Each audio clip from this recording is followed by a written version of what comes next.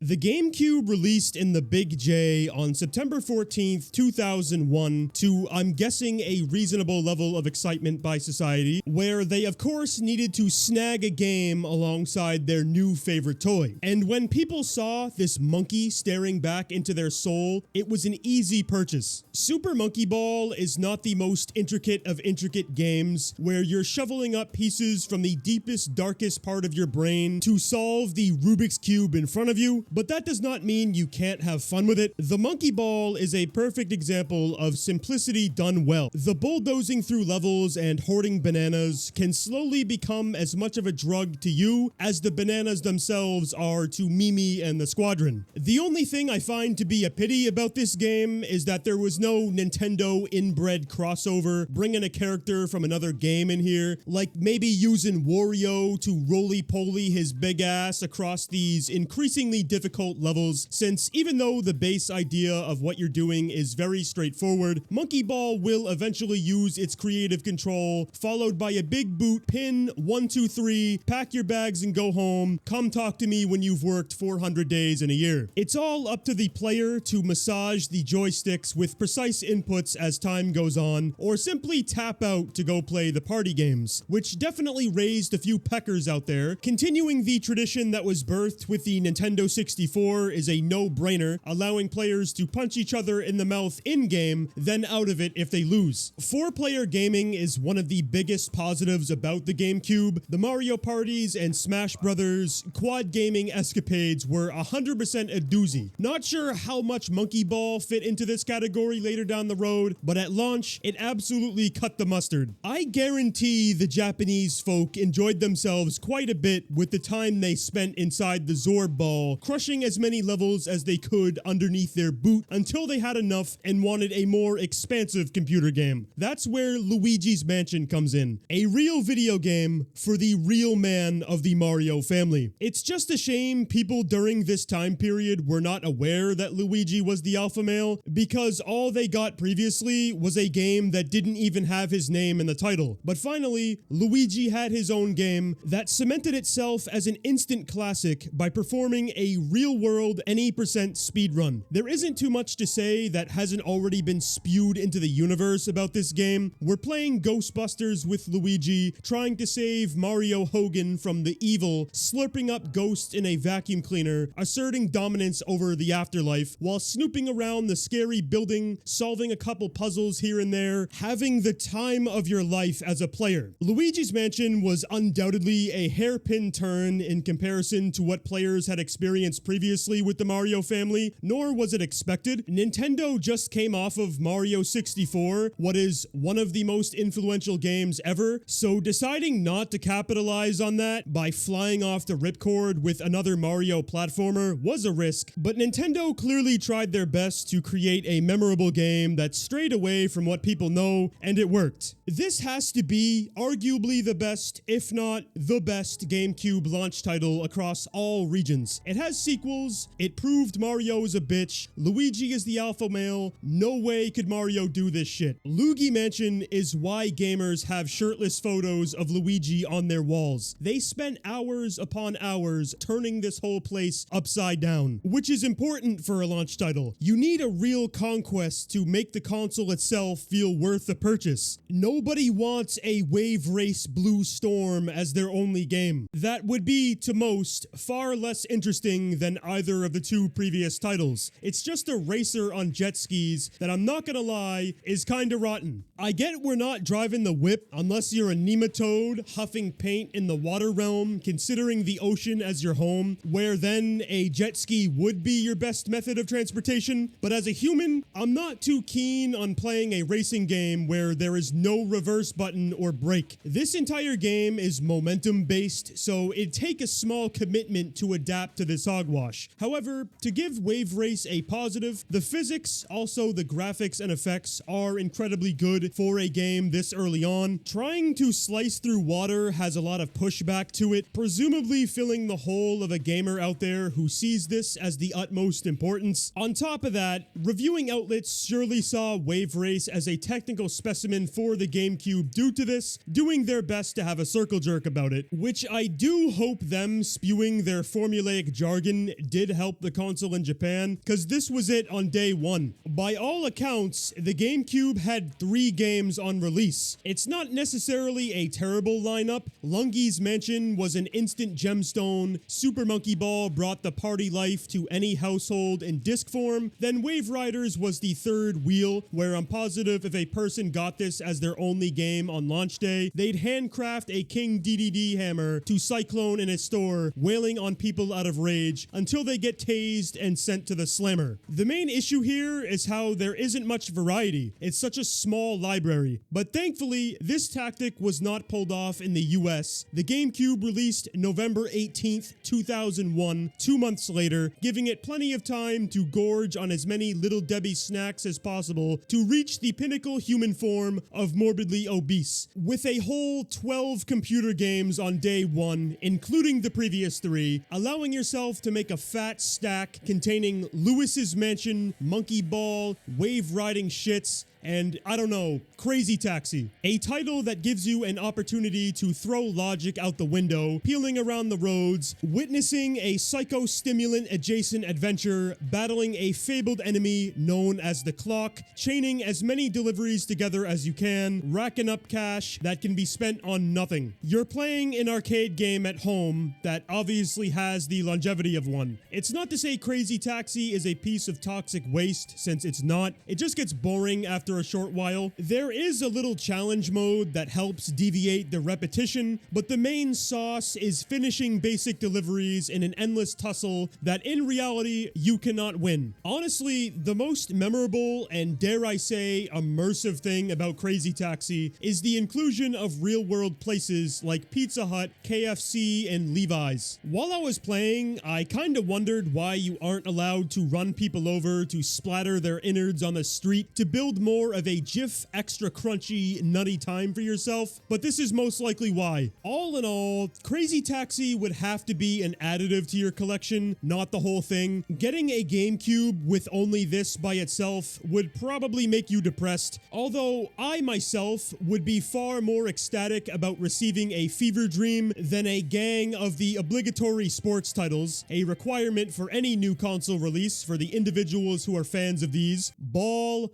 puck, ball. We've seen it, we've heard it. If you've played one, you've essentially played them all. Only a select few sports titles during history have truly ascended to ultimate greatness. WWE 2K20 is a prime example. That is a classic, still having people reminiscing over the haunted puppet shows they were witnessing on a match-to-match basis. For these, however, none of them are in that tier. Neither is Dave Mirra Freestyle BMX 2, another game that might as well be checking off a box. After Antonio Hawk's Pro Skater released, there was a virus of these skateboard riding, bike flying games entering the space relentlessly, where a majority of them are a blatant step down from the real thing. And in the case of David here, Tony Hawk's Pro Skater was also a launch title for the GameCube, so you're directly competing with the big hoss's superior product during a console's opening window. Is that a battle you really think you're gonna win? Let's be real, the result is going to be similar to an average Steven putting a black bear into a headlock. Steven is going to be torn to bits and feasted on by the 600 pounds of power. Tony Hawk's Pro Skater 3 is what you'd expect if you've played any of these entries before. You're given objectives, you do kick-ass tricks, you rack up points, transmogging into a fucking animal, having a grand old time if you're a fan of skateboarding. If you aren't, you shouldn't be playing this game. Simple as that. You should instead be returning to our roots as people, using Tarzan Untamed as the catalyst. An adventure that has you living the life of a partially human but mostly ape who has a bar of soap for a brain, barely understanding how to act like the creature he is, partaking in what gaming commercials would call realistic quests, meaning you vicariously exist through the eyes of Low T, doing traditional platforming that might as well be automated. All you're doing doing in Tarzan Untamed is trudging across tree branches or patches of dirt, continuously running in linear pathways. It's very rare to see anything actually happen during your journey, and when it does, it's an action-filled segment of utilizing the B button, either spamming it or just pressing it to become the king of the jungle. This bottom feeder tactic also pertains to the boss battles as well. Both of the boss levels I encountered had me spam B to increase what is called the wrestle meter, then pull off a combo of 3 or 4 buttons to become the victor. Thankfully, these guys did give the player opportunities to step away from the platforming and action-filled segments by allowing you to participate in a deep jungle train wreck, which are these surfing levels that are true travesties. Understanding what is going to damage you is sometimes hard to comprehend while you surf across the water, gripping onto a rope tied to a bird, but from what I learned, Tarzan scraping his baby toe against weeds in swamp water is enough to destroy him. And every time this happens, you need to restart all the way from the beginning to repeat the level over again. It's really not fun. I understand this droopy idiot struggles to function, but we really couldn't come up with a game that would be a little bit more interactive. There's no need to make it fully realistic to where players feel as if they are regressing for real. If only Disney owned Star Wars back in 2001 so they could put this bitch into an X-Wing to make his big ass the main character of Star Wars Rogue Squadron 2. A game that plops whoever bought it into the throne of various Republic ships from the Star Wars universe that, I can't lie, feels quite engaging for a game from the medieval times. These backdrops look very appealing, with Rogue Squadron itself running like a fluid piss stream, which would absolutely lather up the fetish hole for plentiful amounts of Star Wars fans. Back during this era, I think that's all people really wanted from Star Wars video games, just to feel as if they are playing scenes from the movie and to immerse themselves into the universe. This is obviously not a title that every person under Captain Crunch's illustrious hat would be on their knees begging for, but Rogue Squadron does its job while being a great technical specimen for the GameCube. What should also be a great specimen are any games with Batman in the title. However, as we know with this fuck, 9 times out of 10, it's not going to be thrilling to hear about a Batman game. The only ones I've played are Batman Return of the Joker, Batman Forever, Batman and Robin, and Batman Dark Tomorrow, all of which are gunk scraped from a McDonald's fryer, being nothing more than a boot print smeared into mud to be washed away by rain. They're all horrendous, miserable experiences. Anyone who's gotten even the simplest of sniffs of any of those would understand why. And when I saw this Batman Vengeance title screen, it did not evoke hope with his post-curb stomped Buzz Lightyear sculpted ass face. But when I began, I started running through God knows where to rescue a girl taking a power nap next to a ticking bomb left by the Joker. I subway surfed down a rooftop to see a bunch of explosions going off behind me, ensuring me that this game will be fun. Next up, I did my training to see how they implemented a first-person mode to use your grappling hook or throw batarangs that I assume came off as radical at the time, since the player is finally able to view the world through Batman's eyes, actually becoming the man himself. Your only problem is that it's kind of pointless with not much of a reason to exist, primarily due to how it's not as interesting as the game makes it out to be, and you hardly use it. The whole gameplay loop is you running across the level, wherever it may be, to battle 1 or 2 enemies at most, with of course unparalleled riveting combat, only rivaled by going on a walk for real to give a random person an Aspen dental appointment at home, to continue running around or jumping over pits until you see a grappling icon by your health bar. You then enter the first person mode to spin around searching for it. You press A, then repeat pounding on your singular enemy. Aside from those few moments, entering Batman's skull is meaningless unless you're required to, like during the mini boss battle against the Joker. The guy is riding a wrecking ball and you need to hurl rangs at him while struggling to control yourself. If you want to boil the hot dog water down until it's fully evaporated, Batman Vengeance is yet another moldy piece of white bread snooze fest of a Batman game where you cannot give it a single compliment outside of saying the artistic style fits the universe. There's really no sense of elaborating past this because you literally can't. Not nothing happens in this game. I seriously don't know if a single Batman game exists from this era that is genuinely good besides Lego Batman. Sure, vengeance is football fields, doesn't matter if you're talking about American or not, better than the aforementioned Batman titles because it's not a dysfunctional car wreck where 15 families burned to death, but that's not really saying much considering how those games are actual grime shoveled up from the bottom of the Mariana Trench, being some of the worst games you could possibly play revolving around Batman or not. Big Bruce's lineage of games is honestly enough to make a person start hating Batman. Sealing the US GameCube launch as alright, I guess. You have two of the Japanese launch titles with Luigi's Mansion and Super Monkey Ball that were still the best choices. The Wave shits is fine, as with Crazy Taxi. Pro Skater 3 is a hood classic. You got the sports games, but if you aren't interested in those, fuck you. Rogue Squadron would presumably only appeal to hardcore Star Wars fans. Then Tarzan Untamed and Batman Vengeance both might as well have been a lit stick of dynamite under the Christmas tree. So this really puts Europe in a hairy predicament, trying to turn that alright into a Tony Tiger level of great. The GameCube released about 6 months after the US on May 3rd of 2002, leaving even more of a gap for new games to release, where Europe got most of what we've talked about already, plus a handful more. Hopefully meaning the region was not carried by a green-fitted Italian-Japanese game dad with a double name, wielding a vacuum cleaner, and a group of monkeys. Well, first things first, we got more sports titles that were added to the library with FIFA 02, so you can play more ball. We got International Superstar Soccer 2 to play even more ball. ESPN International Winter Sports 2002, that is essentially a button mashing compilation. I'm not sure how many players would be frothing at the mouth wanting to indulge themselves into this, but it's here if you truly want to play make-pretend Olympic games at home, becoming a chimp in your chair, mashing the controller, attempting to win the largest non-existent trophy you could ever receive. Then finally, we are allowed to return to racing, scratching our wheels on the cement this time around in this nasty fuck washed out looking game called Driven. It's probably not the best comparison to look back at Wave Race Blue Storm than look at Driven, but yabba dabba doo. Why did we shovel up some Phoenix Games DNA splotches from the office floor to dump them in here? The game looks gross. I'm not gonna say it's month-old meat though. It's just a mediocre at best driving game that has atrocious visual quality. Still, if a gamer opened this up as a gift, the giver may get punched in the mouth since they weren't given the much better racing game, Extreme G Racing, that clearly has a superior visual quality as you ride on your motorcycle, blazing on straight line tracks against jackasses who want you dead. I don't know why you can't at least shoot back at them. It would have made the situation become a lot more appetizing, but if you do have that urge to step on a stone to work your way up to becoming a killer, you need to retire from baby games like these to go play the fabled Supremo automobile video game,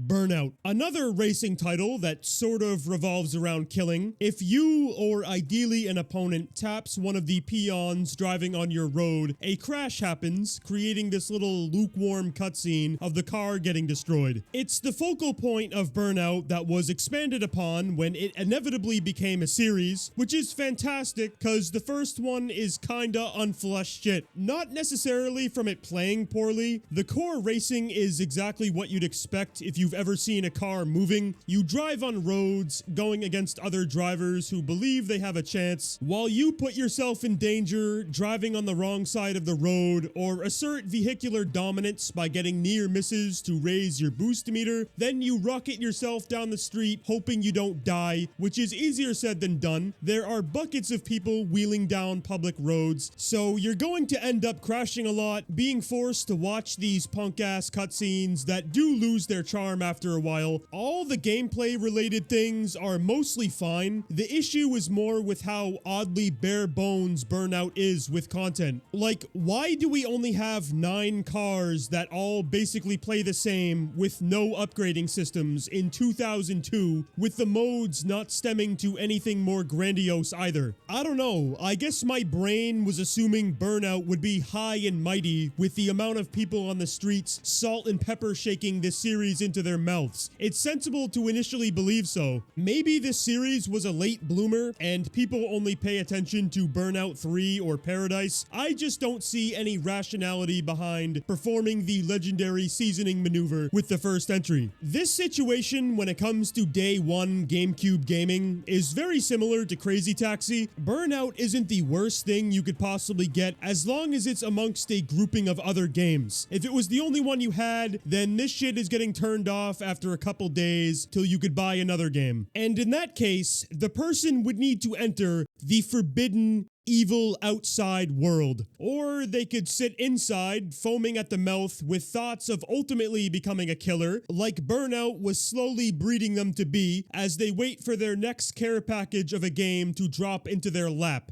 Cell Damage, where they can focus purely on destruction while sitting behind the wheel in an unsurprisingly cel-shaded world. This released during the tail end of the car combat fad Twisted Metal started back in the mid to late 90s, and thankfully Cell Damage wasn't trying to emulate that series. Instead, they wanted to build a drug-induced fever dream of a landscape pitting the creatures of this universe against each other in a few different game types, such as a traditional killing mode that, I can't lie, can become really irritating. The amount of times you will have your windows instantly squeegeed with barely a moment to react is too many to count. It's seriously a never-ending cyclone of an axe being dropped on your head to one-shot you. Witnessing this behavior can get tiresome when it happens on cooldown, although it only seems to be a notable issue in the regular deathmatch mode. While racing, you're spared from the Metal Overlord to go through gates scattered about. Then lastly, you got Ghetto Capture the Flag as a game mode that all, even with the issues of instantly dying, do hand out reasonable levels of entertainment, especially if you have 3 other players who are willing to enter your cave of stench. Yes, at last, we finally reached another one for the family, and whether those family members are real people or the friends you talk to in the walls at night, it doesn't matter. The enjoyment is all the same. It's evidently the place Cell Damage truly shines. Now, it's not to say having fun isn't hard when you've got a lonely card. I just think you need to conjure an entity to swallow Cell Damage alongside you to reach its ultimate potential of gaming prowess. Either way, it's simple, straightforward action that feeds a family with quality above an expired can of Spam. What else could you possibly ask for? It's replayable, it has unlockables, the game makes you feel like you climbed a newly discovered mountain completely naked before anyone did it clothed, which is what gamers need occasionally. Look at Bloody Roar Primal Fury, an entry to a fighting series a lot of people forgot about because it's 6 feet under without Mark Calloway. The shit is gone. But going back to play Bloody Roar, the fighting is fluid, each character can turn into a different animal or beast to mop the floors with whoever they're facing. By far, the best character is Alice, since she can turn into a rabbit, and it's just a crazy thing to see. If you gave a game to a kid where you can play as the Easter Bunny doing flip kicks and scuffing a person's skull against wooden beams or pavement, putting them into a blender to concoct a wet, soppy version of their opponent, any young sailor would sign up for it. Strangely though, Bloody Roar is the singular fighting title that came out across all regions when the GameCube launched. Why? No one knows. It's a similar situation with how the console didn't get many platformers at launch either. There's only 4, with Disney deciding to put their sausage fingers in the pot once more, making Donald Duck Goin' Quackers, or re-releasing it, I should say. This is basically a port of a PS1 title of the same name that in essence is a Crash Bandicoot clone with a gameplay loop reminiscent of it, of course not being remotely close to scratching the surface of the real thing. No human, regardless of age or brain capacity, would have a tough time conquering the the levels brought forth, using Daniel's bitch slap to dispatch each enemy found in these trenches. I honestly have a hard time determining whether Ronald's game here is actually terrible or not. It doesn't have any blatant, sickening, standout, fermented fish, stank-ass features that would give any player a mental moment of riding a mechanical bull, nor does it radiate unseen levels of positivity. Whatever the real truth is that my brain cannot backstroke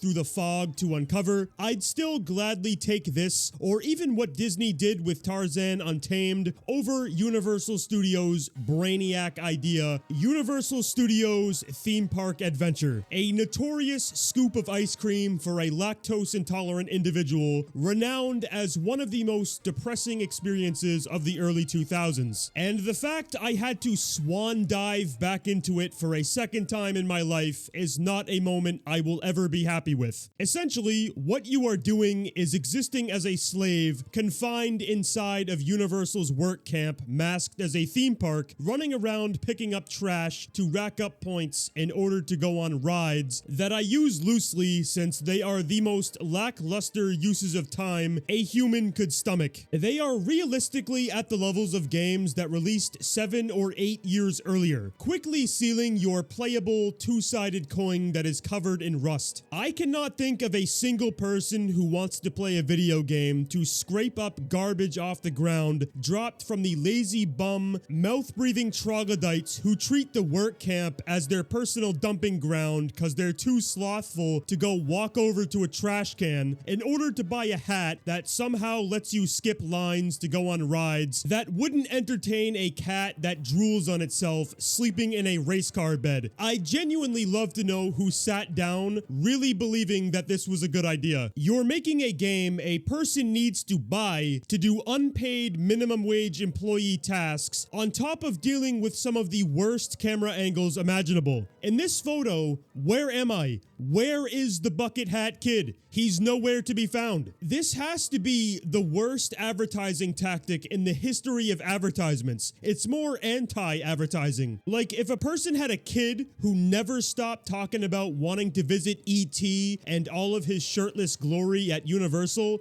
give them Universal Studios Theme Park Adventures, tell the kid this is what they'll deal with when they go, they'll never ask again as you watch all the excitement slowly ooze out of every orifice of their existence, leading them to a life where they need to find solace in a furry blue fuck, Sonic, in one of the most pedestalized games of all time, Sonic Adventure 2 Battle. Opening up with a famous city surfing classic that gets referenced to all hell. Anytime a game has a level that looks similar, it's always claimed they're copying Sonic Adventure 2, which is not true. I discovered a while back Pepsi Man made this maneuver first. I even made a change.org post in hopes of spreading the word that Sonic Adventure 2 is ripping off Pepsi Man, but clearly that didn't do anything. Regardless, this starting level is a hyped up beginning for what players are about to experience, or what they'd hope they'd experience rather. Real talk, I will never understand why Sonic Adventure 2 is renowned as a mythological gemstone cummed from God himself, implanted onto our earth as a tome representing each element combined into one, when 2/3 of the levels you play are really not that fun. Sonic Adventure 2 is split up between levels as the Blue Hedgehog, the Big K Nux, and Tails, where the Sonic levels are what you'd expect. You platform, you run, you kill. They're satisfying, entertaining meals. Then you get served a side looking like Campbell's chunks with human meat inside. How could you have the audacity to claim that is great? You're playing as Knuckles, running around levels that become increasingly more intricate, trying to find 3 pieces of the Master Emerald by following a radar on your screen letting you know if you're close. You don't need to fight enemies or worry about anything for that matter, aside from mindlessly searching for your crumbs. Finally, the Tails levels might as well be straight pathways where the game essentially plays itself, having you hold the shoot button down, auto-locking on enemies to blow them away, repeating this process till you win. So I'm assuming it's the story that makes people want to play helicopter with this thing. I just want to be educated on why. However, if you do happen to decide to engage yourself with the entirety of this game, you can also play as Team Dark to watch the shenanigans shenanigans going on with the Doc, Rouge, and Shadow sharing the exact same gameplay sequences Sonic and friends had, to unlock the final chapter, allowing you to observe the birth of Harry Christ. That is a pretty big pee-pee moment in gaming history. Adventure 2 isn't the most in-depth of games from a gameplay perspective and can be summarized very quickly, hence why I said I don't understand why it's glorified as much as it is. At the time, I could see why it was seen that way. This was the first Sonic game that was ever put onto a Nintendo console, which was seen as heresy during the early 2000s. As time has gone on though, it's just fine. It's definitely not a piece of junk, pathetic excuse of time expenditure. There are moments where it thrives with the Sonic and Shadow levels. I just don't see it as justifiable to say this game will cure erectile dysfunction. Maybe one day, if I finish Sonic Adventure 18 times and smoke crack in the Chow Garden, my mind will change. Until then, I will always see it the same way. A sentiment also stemming to my thoughts on buying a console day one. In the early days, it seems to be quite the rotten idea, apparently. In Japan, you only had 3 games, and yeah, they're not terrible, but only 3 games for a new console that costs you a few $100s is pretty rough. The US was a slightly better situation due to the number increase alone, with the quality being hit or miss. Crazy Taxi and Pro Skater, I think anyone could have a decent time with, or if you're a sports fan, there's a reasonable selection. I just feel it wasn't until the Europe launch where the console started picking up steam. Now, obviously, the oil factories were still pumping out games that didn't make it over to Europe for day one, plus a few of the release day Europe titles were already released prior, like Sonic Adventure 2, and I'm hoping I got them all too. For some reason, finding a definitive list of the games that were available on launch day for Europe is harder than it seems. Either way, it appears if you simply wait that 6 months to a year for the library to build up, allowing a serious selection to fortify, you're probably good. So the lesson of the day is don't fall for FOMO tactics, have self-control, spend your money on Charles Cheese Pizza instead. That's like a cardboard ass circle with sauce on it. With that said, I'm curious to hear all of your thoughts on these games, especially if you bought the console on day one. Was it the greatest thing you've ever done in your whole life, or did you feel like an idiot because there were hardly any games? Let me know down in the comments. Big ups to all of our channel members who go above and beyond each and every month, generously supporting the channel even further. If you would like to join them to get early access to content, be sure to hit the join button right next to the subscribe button if you haven't already done so. Thank you all so much for watching. As always, take very good care of yourselves, and I hope to see you all again in the next video.